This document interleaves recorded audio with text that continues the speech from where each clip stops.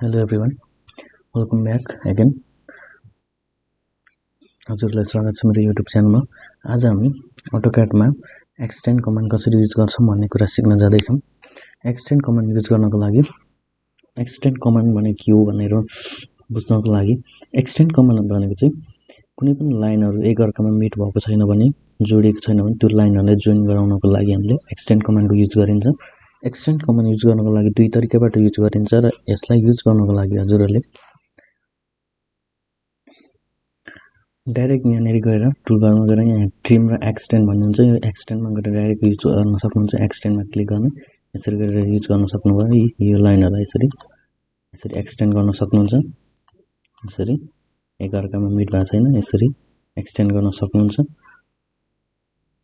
अब अर्को तरिका कसरी गर्ने भने एक्स इन्टर गर्नुहोस् र कमान्ड लाइनबाट एक्स इन्टर यसरी गर्न सक्नुहुन्छ।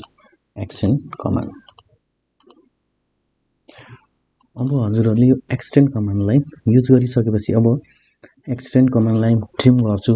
एक्सटेन्ड कमान्ड हजुरले एक्टिभ गर्नु भएको छ तर त्यसले पनि म ट्रिम गर्छु भनेर नि एक्सटेन्ड कमान्ड अलरेडी एक्टिभ भइरहेको हुन्छ। हजुरहरुले एक्स गरेर एक्टिभ गर्नु भएको छ एक्सटेन्ड कमान्ड।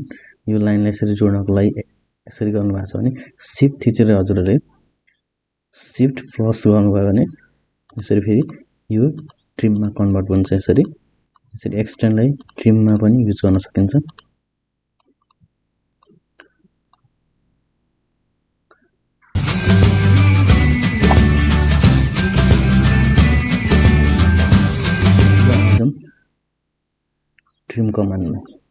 ट्रिम कमान्ड अस्ति पनि गर्न त गरेको छ माथिल्लो भागमा ट्रिम कमान्डको। तर यहाँ पनि हेरौं ट्रिमलाई कसरी युज गर्न सकिन्छ। ट्रिम भनेको कुनै पनि लाइनहरुलाई काट्नको लागि हामीले लाइनहरुलाई एक्स्ट्रा लाइनहरुलाई हामीले हटाउनको लागि प्रयोग गरिन्छ। हजुरले दुई तरिकाबाट ट्रिम युज गर्न सक्नुहुन्छ। टीआर डबल इन्टर गरेर गर्न सक्नुहुन्छ। हजुरहरुसँग AutoCAD 7 हो भने डबल इन्टर गर्नुहोस् र 7 भन्दा माथिको भर्जनहरु छ भने सिंगल इन्टर गर्नुहोस् र यसरी सिलेक्ट गरेर कुन कुन लाइनहरुलाई हटाउन चाहनुहुन्छ यसरी सिलेक्ट गर्न सक्नुहुन्छ। यसरी सिलेक्ट गरेर ट्रिम गर्न सक्नुहुन्छ। अर्को तरिका भनेको अब सेम हजुरहरुले अरूले पनि गर्नु भएको छ। अब त्यसलाई के गर्ने सेम गर्नु पर्यो भने टुलबार युज गरेर भने टुलबारमा जाने एक्सटेन्ड सँग ट्रिम युज चुज गर्ने र यसरी ट्रिम गर्न सक्नुहुन्छ। भेरी इजी ट्रिम गर्न सक्नुहुन्छ। अब यसलाई हामीले एक्सटेन्ड कमान्डमा युज गर्न पर्यो।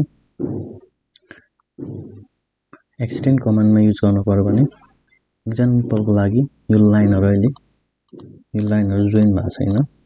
लाइनहरु एकअर्कामा जोइन भएको छैन भने अब यो लाइनलाई यहाँ जोडाउन पर्यो भने हामीले एक्सटेन्ड ट्रिम हामीले युज गरिरहेछ अलरेडी भने ट्रिम युज गरिरहेछ हामीले अनि ट्रिम युज गरिरहेछ भने फेरि शिफ्ट प्लस गर्ने शिफ्ट अनि ट्रिम गरेर भने यसरी क्लिक गर्दै यसरी युज गर्न सक्नुहुन्छ। ट्रिमलाई एक्सटेन्ड कमान्डमा हामीले कन्भर्ट गर्न सकिन्छ।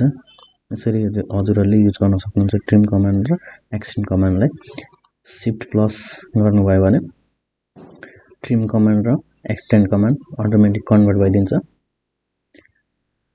अब हामी चाहिँ अफसेट हामीले कसरी युज गरिन्छ त त्यो भन्नु कुनै पनि लाइन एउटा लाइनलाई हामीले जस्तै अर्को ठाउँमा क्रिएट गर्न पर्यो भने हामीले अफसेट कमान्ड युज गरिन्छ। त्यसको लागि हामीले अफसेट कमान्ड हामीले वाल क्रिएट गर्नको लागि युज गरिन्छ AutoCAD मा। अब हामीलाई यो लाइनबाट अब हामीले 9 इन्चको यहाँ एउटा वाल क्रिएट गर्नु छ भने हामीले इन्टर गरेर अब कति इन्चको वाल हाल्नुहुन्छ 9 inch 10 inch 5 inch 4 inch 9 inch हालौं। 9 इन्च गरेर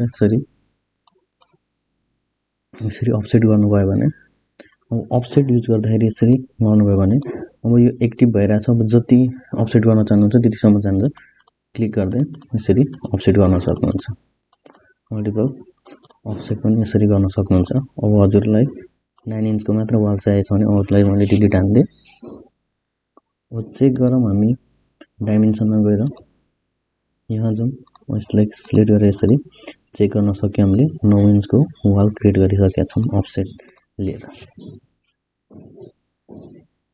अब हामीले यहाँ पनि क्रिएट गर्नुपर्ने 9 इन्चको वाल ओ इन्टर गर्ने फेरि 9 इन्च गर्ने र यसरी अफसेट गर्न सकियो।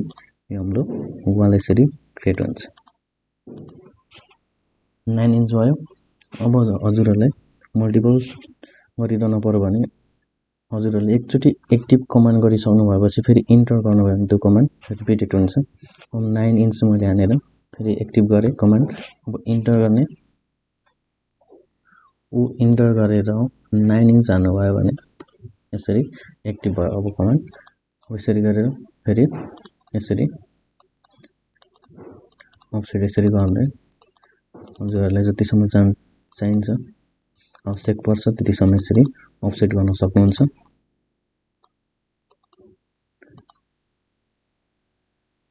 यसरी अफसेट हजुरहरुले युज गर्न सक्नुहुन्छ।